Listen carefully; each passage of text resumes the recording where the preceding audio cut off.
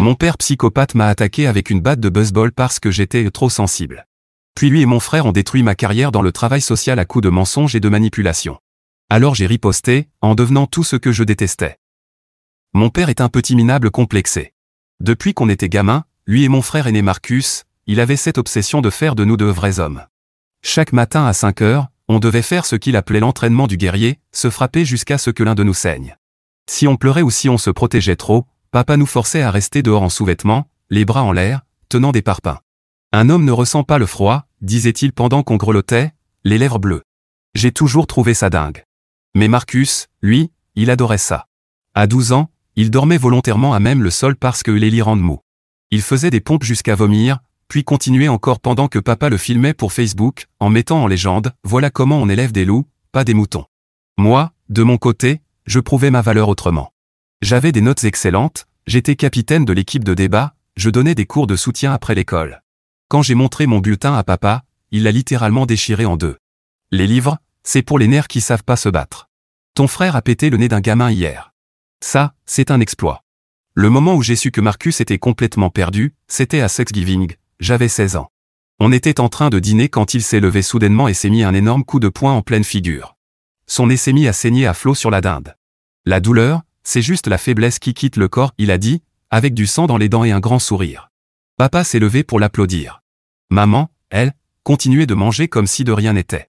Alors j'ai commencé à faire semblant. J'enroulais mes mains avant les entraînements mais je frappais doucement.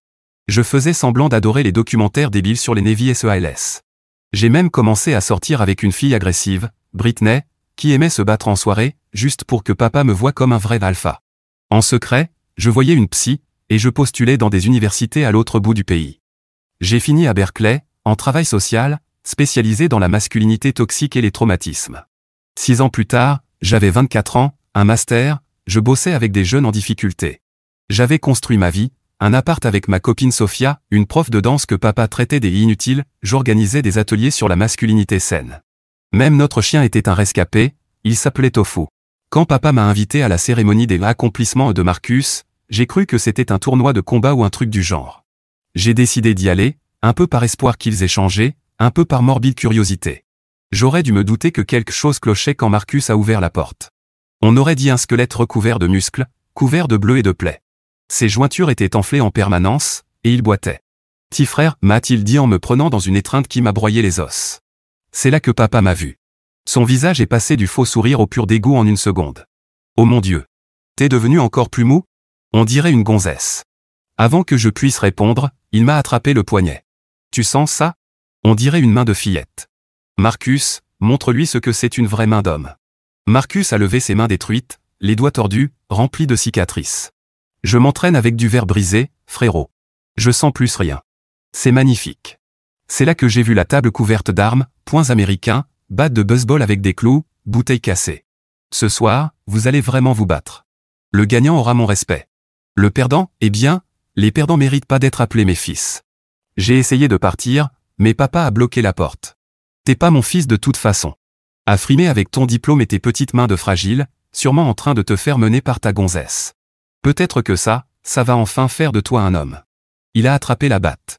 Marcus faisait de l'ombre boxe, complètement lobotomisé. Allez frérot. Comme au bon vieux temps. J'irai doucement, puisque t'es si faible. Papa a balancé la batte vers ma tête. J'ai esquivé, et elle a explosé le mur. Ma copine restait figée, tétanisée. Marcus rigolait. Ouais. C'est ça, bats-toi. Papa a frappé encore, touchant mon épaule. J'ai senti un craquement, du sang chaud a trempé ma chemise. Batte-toi comme un homme, hurlait-il en revenant à la charge. J'ai réussi à lui lancer une chaise et j'ai couru vers la porte de la cuisine. Marcus m'a plaqué au sol. Tu partiras pas tant que t'auras pas agi en homme. Ils se sont mis à me frapper à coups de pied pendant que je me recroquevillais pour protéger ma tête. Soudain, Sophia a disparu, puis 2 minutes plus tard, elle est revenue avec une rangée de policiers. Papa continuait de vociférer sur comment on fabrique des hommes quand ils l'ont arrêté. Sophia s'excusait de m'avoir embarrassé et me demandait si j'étais sûr de l'aimer encore. Mais tout ce vacarme me traversait sans m'atteindre. J'étais déterminé à faire respecter mes limites et à dégager ma famille de ma vie. L'équipe d'ambulanciers essayait encore de me convaincre d'aller à l'hôpital quand la spécialiste des violences domestiques est arrivée. Elle a jeté un œil à mon épaule et à ma chemise ensanglantée et a immédiatement commencé à tout documenter. Sophia était à côté de moi, toujours en train de filmer, pour avoir une preuve de secours, pendant que je donnais ma déposition aux officiers. Depuis la voiture de patrouille, j'entendais papa hurler des trucs sur les complots des libéraux et comment le gouvernement essayait de détruire la vraie famille américaine. Les voisins étaient sortis, et j'ai vu madame Chen d'un accent grave côté secouer la tête pendant que papa délirait sur l'agenda de féminisation des hommes. Marcus, lui, avait complètement changé d'attitude dès que les flics sont arrivés. Il a dit qu'on se chamaillait, que ça avait un peu dégénéré, mais que ce n'était rien de sérieux. Pendant son petit numéro, je l'ai vu taper frénétiquement sur son téléphone. En quelques minutes, mon téléphone s'est mis à exploser de notifications du groupe familial WhatsApp que j'avais oublié. Les messages de Marcus tournaient déjà dans tout le réseau familial, mon frère a pété un câble et a agressé papa.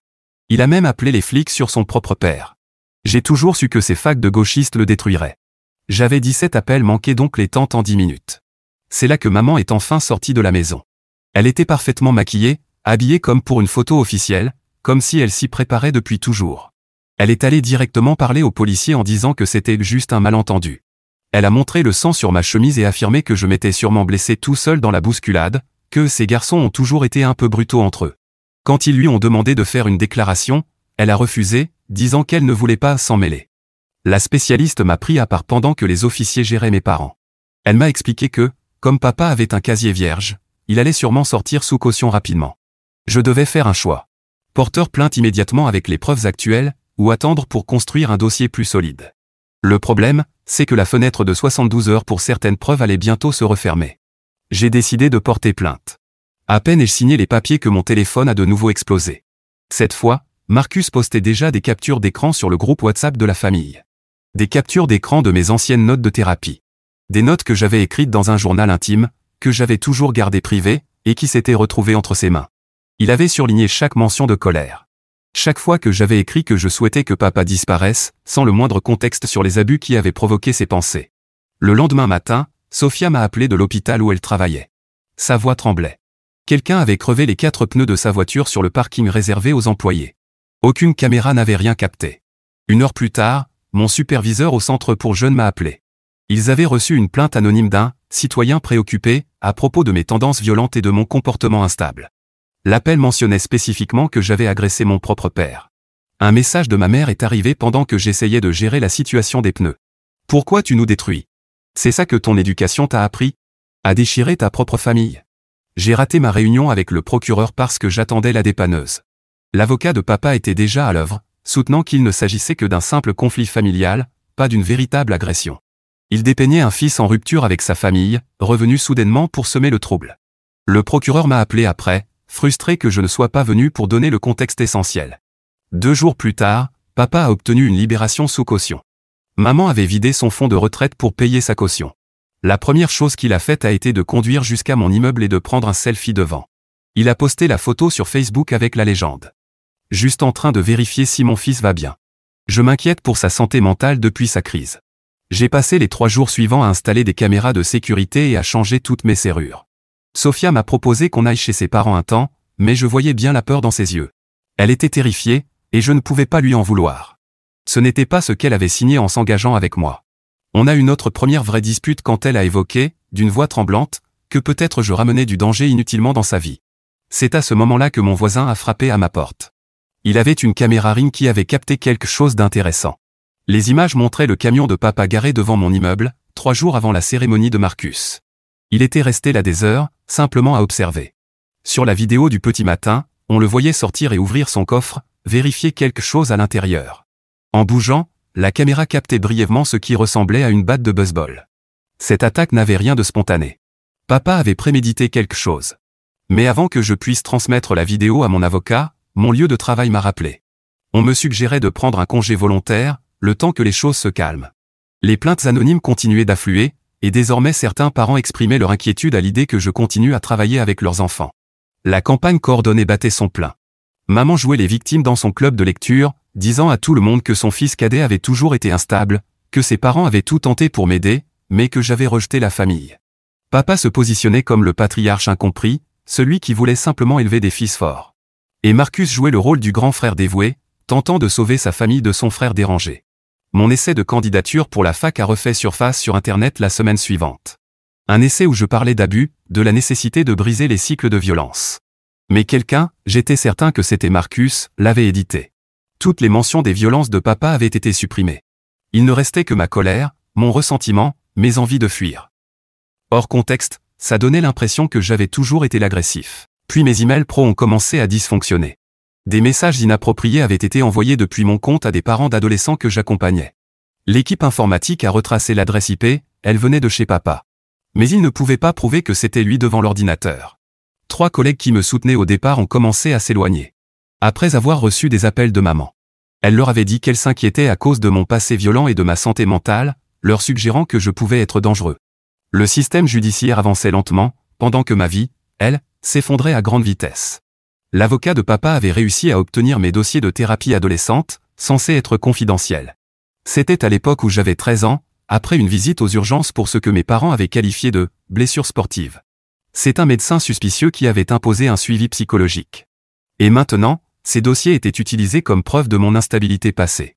J'étais désespéré. Je voulais au moins sauver ce qui restait de ma réputation. Marcus a accepté de me rencontrer dans un café public, promettant qu'il voulait calmer les choses. J'aurais dû me douter du piège. Pendant toute la conversation, il enregistrait.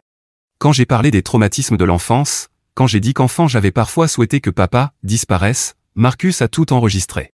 Plus tard, l'audio a été modifié, mes propos réarrangés. J'aimerais qu'il disparaisse est devenu je veux qu'il meure. Les médias locaux ont repris l'histoire quand Marcus a fait fuiter l'enregistrement. Un travailleur social menace son père de mort, c'était le titre. Marcus était cité comme une source proche de la famille. Le journaliste? Un vieux pote de poker de papa. Au milieu de tout ça, papa a révélé une chose qui m'a glacé le sang. Il avait transféré tous ses biens à Marcus, des mois auparavant. Si j'essayais de porter plainte ou de demander des dommages et intérêts, il n'y aurait rien à saisir. Tout avait été planifié. Précisément. Méthodiquement. Ce n'était pas juste une nuit de violence. C'était un projet de destruction totale. Les parents de Sophia ont vu les reportages. Ils l'ont appelée, exigeant qu'elle me quitte. Ils ne voulaient pas que leur fille soit associée à la violence. Sophia m'a défendu, mais je voyais le doute grandir dans son regard. Chaque fois que son téléphone sonnait, elle sursautait. Chaque fois qu'on sortait, elle regardait constamment derrière elle. J'ai obtenu une ordonnance restrictive contre papa. Mais le juge a estimé que Marcus et maman ne représentaient pas une menace. Ils ne m'avaient jamais attaqué physiquement, après tout. Le juge a mentionné la complexité des dynamiques familiales et suggéré une médiation. L'interdiction faite à papa de s'approcher de moi signifiait aussi qu'il ne pouvait pas se présenter au tribunal. Son avocat a utilisé ça pour dire qu'il était trop traumatisé pour faire face à son fils violent. Lors d'une dernière visite à la maison familiale pour récupérer quelques affaires, j'ai dissimulé un petit appareil d'enregistrement dans le salon. Je me disais que c'était juste pour me protéger. Pour recueillir des preuves. Ce que j'ai capté, c'était papa et Marcus en train de planifier la suite. Discutant de la manière de me briser psychologiquement. Parce que c'est ce que font les guerriers à leurs ennemis, selon papa. L'enregistrement révélait l'ampleur de leur coordination. Chaque geste avait été pensé. Chaque attaque sur ma réputation, minutieusement orchestrée. Ils savaient exactement où frapper, ma carrière, ma relation, ma réputation dans la communauté.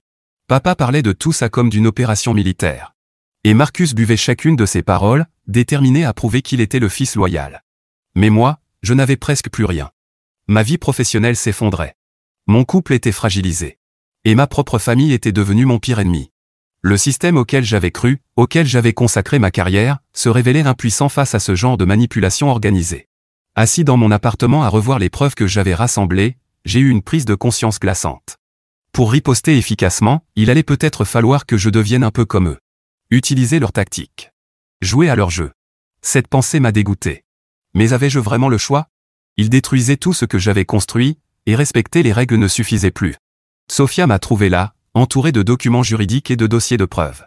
Elle s'est assise à côté de moi, a pris ma main et a posé la question que je redoutais, jusqu'où es-tu prêt à aller pour gagner? Je n'avais pas encore de réponse, mais je savais que la guerre ne faisait que commencer. La réponse m'est venue cette nuit-là, lorsque l'ancienne collègue de mon père, Jen, est apparue à l'événement de levée de fonds du Centre pour jeunes. Elle m'a abordé pendant la vente aux enchères silencieuses, s'extasiant sur ce nouvel homme incroyable qu'elle fréquentait. Quand elle m'a montré une photo de lui sur son téléphone, mon sang s'est glacé. Mon père avait infiltré mon cercle professionnel par son intermédiaire. Le timing n'était pas une coïncidence. Ils s'étaient rencontrés à la fête de fin d'année précédente, là où je les avais présentés. Quelques jours plus tard, des photos d'enfance ont commencé à circuler sur les réseaux sociaux.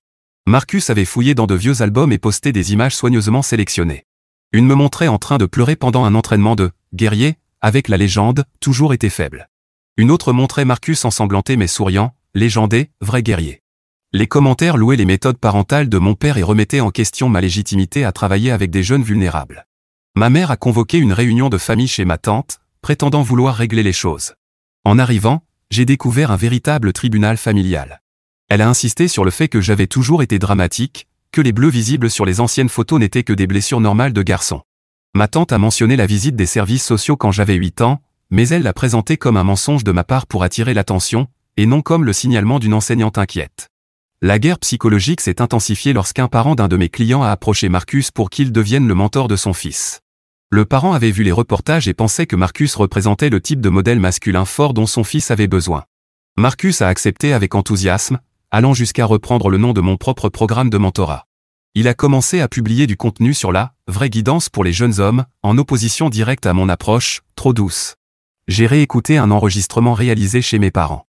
La voix de mon père était claire, il donnait à Marcus des instructions sur des tactiques psychologiques, comment repérer les points faibles, comment isoler les cibles de leur soutien, comment leur faire douter de leur propre réalité. Marcus absorbait chaque mot comme s'il s'agissait d'un texte sacré. Mon conseil de discipline professionnelle a fixé une audience après avoir reçu plusieurs plaintes. Des parents que je n'avais jamais rencontrés se disaient soudainement inquiets de mon passé prétendument instable. La date de l'audience a été fixée stratégiquement, 3 jours avant mon procès pénal contre mon père. Il allait falloir choisir quel combat mener correctement. Désespéré de comprendre leur stratégie, j'ai créé de faux comptes sur les réseaux sociaux et rejoint les groupes de soutien à mon père. Je louais sa philosophie éducative, partageais ses publications, commentais sur la fragilité de la société moderne. La tromperie me rendait malade, mais j'avais besoin de savoir ce qu'il préparait. C'est comme ça que j'ai découvert le camp de guerriers. Mon père lançait un programme pour garçons, en utilisant mon propre traumatisme d'enfance comme curriculum. Ma meilleure amie du programme de maîtrise m'a appelé pour retirer sa lettre de recommandation professionnelle. Son cabinet ne pouvait pas se permettre d'être associé au scandale. Elle avait reçu des appels demandant si j'avais montré des signes de violence ou d'instabilité durant nos études. Le récit se répandait au-delà de la famille, contaminant chaque recoin de ma vie. Dans un moment de désespoir, j'ai publié mes notes de thérapie non éditées en ligne, espérant que la transparence contrebalancerait leur manipulation. L'effet a été catastrophique.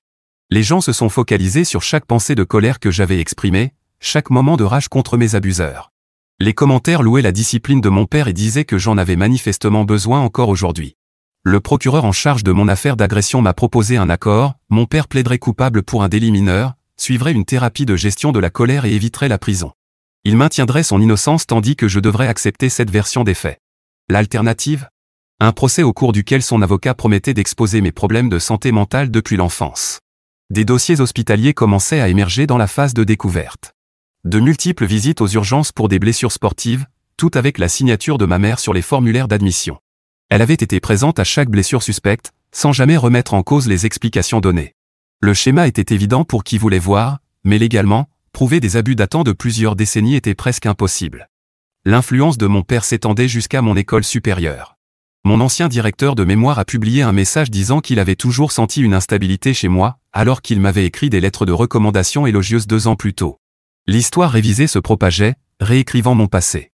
Chaque petite victoire que j'avais obtenue était maintenant présentée comme de la manipulation. L'ordonnance d'éloignement devenait la preuve d'un schéma de fausses accusations. Mon congé volontaire du travail était désormais interprété comme un aveu de culpabilité. Le récit échappait à mon contrôle. Sophia a été confrontée à un choix impossible lorsque la propriétaire du studio de danse, maintenant cliente de mon père, lui a demandé d'arrêter de me soutenir publiquement ou de perdre son emploi. Elle m'a choisi. Mais la pression financière a été immédiate. Nous vivions déjà au jour le jour, et maintenant, la moitié de nos revenus disparaissaient. Ses parents ont proposé de l'aider, à condition qu'elle retourne vivre chez eux, seule. Je me suis mis à tout documenter de manière obsessionnelle. Caméra dans chaque pièce, enregistrement de chaque appel, capture d'écran de chaque interaction. Je vérifiais les serrures plusieurs fois par jour, surveillais les réseaux sociaux de mon père en permanence, suivais les déplacements de Marcus. L'hypervigilance m'épuisait, mais je ne pouvais pas m'arrêter. Je devenais exactement la personne paranoïaque qu'il décrivait. Le point de rupture est arrivé lors d'une dispute avec Sophia à propos des courses. Elle avait acheté des céréales de marque au lieu de la version générique, et j'ai explosé. Les mots qui sont sortis de ma bouche étaient ceux de mon père, ses phrases exactes sur le gaspillage et la faiblesse. Le visage de Sophia est devenu livide, elle les avait reconnus, elle aussi. L'ex-petite amie de Marcus m'a contacté par l'intermédiaire d'un ami commun. Elle avait une clé USB contenant des preuves de fraude financière de mon père, années d'évasion fiscale, détournement de fonds de son entreprise. Mais elle les avait obtenus en accédant à son ordinateur sans autorisation, pendant leur relation. Les utiliser serait illégal, mais cela pourrait être le levier dont j'avais besoin. Ma mère a demandé le divorce, mais le timing a révélé ses vraies intentions. En séparant ses biens de ceux de mon père, elle pouvait les protéger d'un éventuel procès civil de ma part. Son avocat, un vieil ami de mon père, m'a dépeint comme le fils agressif qui avait détruit un couple aimant. Le divorce était une stratégie, pas une rupture sincère. Je saignais financièrement à cause des frais juridiques. 2 avocats, l'un pour l'affaire pénale, l'autre pour la diffamation. Chaque centime y passait. Les économies de Sophia ont disparu dans les avances et les frais de dépôt. Nous avons emménagé dans le sous-sol de ses parents, l'ultime aveu d'échec. La confrontation à l'épicerie a été parfaitement orchestrée. Mon père s'y trouvait, par hasard, quand moi aussi. Il s'est retrouvé dans le même rayon. Quand j'ai essayé de partir, il s'est placé sur mon chemin. Quand j'ai tenté de l'éviter, il a affirmé que je l'avais bousculé. Les caméras de sécurité montreraient un homme calme face à un fil agressif. La lettre de suspension de ma licence de thérapeute est arrivée le jour même de la sortie du premier épisode du podcast de mon père. Il avait lancé une émission intitulée « Élever des guerriers dans un monde de faibles » en utilisant notre famille comme étude de cas. Il qualifiait mon éducation d'endoctrinement, ma carrière de soutien à la faiblesse des jeunes hommes.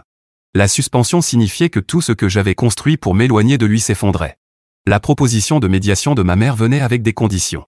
J'abandonnerais toutes les charges, je présenterais des excuses publiques pour avoir mal interprété l'éducation de mon père, et j'admettrais avoir des problèmes de colère antérieurs à tout conflit familial. En échange, il mettrait fin à la campagne publique contre moi. Elle présentait cela comme un geste généreux, une manière de restaurer l'harmonie familiale. Ma tentative de dénoncer le camp du guerrier s'était retournée contre moi lorsqu'un parent avait retiré son fils du programme de mon père après mon avertissement. L'enfant souffrait d'un manque de confiance, et le parent m'en voulait de saboter les progrès de son fils. Les publications sur les réseaux sociaux à propos de l'assistante sociale vindicative attaquant des enfants innocents se sont rapidement propagées. La sœur de Sophia, qui nous soutenait au départ, avait commencé à reprendre les discours de mon père lors des repas de famille. Elle m'a demandé si j'en valais vraiment la peine au point de détruire sa famille. L'infection se répandait dans la famille de Sophia à présent. Le poison s'infiltrait dans toutes mes relations. Pour obtenir des preuves cruciales, j'ai dû déclarer publiquement que j'avais mal compris les méthodes de mon père. Cette déclaration serait utilisée contre moi. Mais sans elle, je ne pouvais pas accéder aux documents dont j'avais besoin. Chaque compromis rongeait un peu plus mon intégrité, exactement comme mon père l'avait prévu.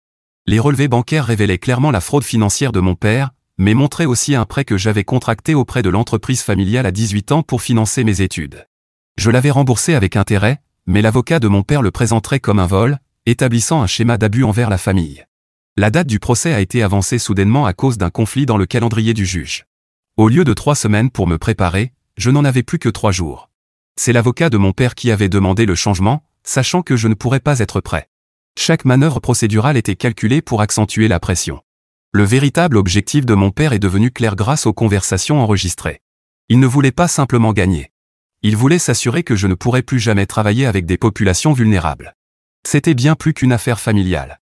Il y a des années, j'avais signalé une famille similaire au service de protection de l'enfance, et un ami de mon père avait perdu la garde de ses enfants. C'était une revanche par procuration. Dans le cadre du divorce de ma mère, j'ai été contraint de témoigner en tant que témoin hostile. J'ai dû admettre l'existence d'un schéma de violence familiale, techniquement vrai, mais vidé de tout contexte. Mes paroles serviraient à me présenter comme le dernier maillon d'un cycle d'abus générationnel.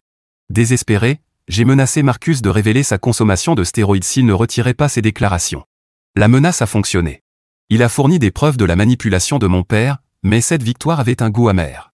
Sophia m'a vu utiliser les tactiques mêmes de mon père, me transformer en ce que j'avais toujours combattu. L'avertissement de Marcus résonnait dans ma tête tandis que j'examinais les preuves qu'il avait fournies. J'avais gagné cette bataille en devenant comme mon père. Les preuves ont été immédiatement contestées comme obtenues sous la contrainte, donc potentiellement irrecevables. Le juge a envisagé de rejeter tout ce que j'avais collecté par des moyens agressifs. La véritable guerre n'était pas judiciaire. C'était une guerre pour mon âme. Chaque victoire tactique obtenue en utilisant les méthodes de mon père était une défaite morale. Je gagnais des batailles en me perdant moi-même, exactement comme il l'avait prévu. Les dispositifs d'enregistrement, les faux comptes sur les réseaux sociaux, les menaces et les manipulations. J'étais devenu le reflet de mon agresseur. Les parents de certains anciens clients commençaient à inscrire leurs enfants au programme du guerrier. Ils avaient vu mon instabilité dans les médias et en concluaient que les méthodes de mon père devaient être efficaces. De jeunes garçons qui avaient besoin d'aide étaient nourris du même poison qui avait détruit Marcus, et j'étais impuissant à l'arrêter. Les témoins ont commencé à refuser de témoigner. Les partisans de mon père s'en prenaient à leurs entreprises, à leur famille, à leur réputation. Le juge a évoqué un possible procès nul à cause des intimidations de témoins des deux côtés. Nous avions transformé le système judiciaire en champ de bataille avec des innocents pris entre deux feux. J'ai accédé aux emails de mon père via notre ancien ordinateur familial chez ma tante. J'ai dû simuler une volonté de réconciliation, jouer le rôle du fils repentant tout en copiant les fichiers. Les courriels révélaient une vaste coordination avec Marcus et ma mère, mais y accéder violait l'ordonnance d'éloignement. Une vérité contenue dans ces messages a bouleversé mes certitudes. Mon père croyait sincèrement que ces méthodes formaient des hommes forts. Il voyait mon éducation et ma carrière comme la preuve de son échec en tant que père. Dans son esprit, il sauvait les générations futures de la faiblesse qu'il n'avait pas réussi à frapper en moi. Mes enregistrements de séances de thérapie avec des adolescents sont ressortis pendant la procédure de découverte. Chaque fois que j'avais partagé mon propre traumatisme pour établir un lien avec eux a été interprété comme une projection, comme une incapacité à maintenir des limites professionnelles. Mon parcours de guérison est devenu la preuve de mon incompétence. Une avancée décisive s'est produite quand un second voisin a révélé qu'il possédait une vidéo de l'agression. Une preuve claire de mon père m'attaquant à la batte, mais la diffuser exposait ce voisin à des représailles. Il avait des fils du même âge que moi lorsque les abus avaient commencé. J'ai choisi d'utiliser la vidéo malgré les supplications du voisin. En quelques jours, les partisans de mon père ont ciblé son commerce avec des commentaires négatifs et du harcèlement. Une autre famille était détruite par notre guerre. Le schéma des dommages collatéraux s'élargissait. L'avocat de mon père a exploité à merveille le fait que mes témoins se retrouvaient brisés. Chaque personne que j'avais poussée à témoigner avait souffert de conséquences. La communauté me voyait comme un fauteur de troubles détruisant la paix du village. Les médias locaux parlaient d'un conflit familial ravageant la communauté. Mes contacts professionnels ont coupé tout lien. Mes relations personnelles se sont effondrées. Mon père avait encore ses partisans, son entreprise, son récit du père fort trahi par des fils faibles. Moi, j'avais des preuves, de la colère, et la conscience grandissante que j'étais devenu tout ce que j'avais combattu. Le juge a ordonné une médiation avant le procès. Nous allions nous asseoir face à face, père et fils, avec un médiateur tentant de trouver un terrain d'entente. Le tribunal où j'avais autrefois aidé des victimes d'abus allait maintenant accueillir ma transformation en agresseur. Nos vies étaient en ruine. L'entreprise de mon père s'effondrait sous le scandale. Ma carrière était finie. Nous avions atteint une destruction mutuelle. Deux hommes tellement enfermés dans leur conflit qu'ils avaient tout brûlé autour d'eux. Le médiateur essaierait de sauver quelque chose parmi les décombres. Mon père proposa d'abandonner toutes les charges, que chacun admette une incompréhension mutuelle, une page blanche. Nous repartirions tous deux blessés, mais libres légalement. L'alternative était un procès qui détruirait celui qui y survivrait. Pendant la médiation, l'alarme incendie s'est déclenchée. Nous avons évacué dans le parking, debout dans le froid, comme lorsque j'étais enfant, tenant des parpaings. Mon père a souri à ce souvenir. Et même à ce moment-là, j'ai compris que c'était lui. Son ami de l'entretien avait déclenché l'alarme. Il contrôlait encore l'environnement, jouait encore à ses jeux. Le journal intime de ma mère a refait surface du grenier pendant le débarras de la maison. Des années d'abus documentés, des brouillons de lettres de suicide où mon nom était mentionné, mais le privilège marital les rendait irrecevables. La preuve qui pouvait me sauver la détruirait, elle. Il n'y avait pas de victoire propre dans cette guerre. Le choix s'est cristallisé. Poursuivre une justice complète par le procès, forçant ma mère à témoigner contre mon père et détruisant sa paix mentale restante, ou accepter un accord négocié qui la protégeait tout en permettant à mon père d'échapper aux vraies conséquences. La justice ou la compassion, mais pas les deux. J'ai pensé aux jeunes garçons qui entraient dans le programme du guerrier, au cycle qui se poursuivait, au poison qui se propageait. Mais j'ai aussi pensé au journal de ma mère, à ses tentatives d'évasion ratées, au prix qu'elle avait déjà payé. Cette décision allait définir non seulement l'affaire, mais aussi la personne que j'allais devenir.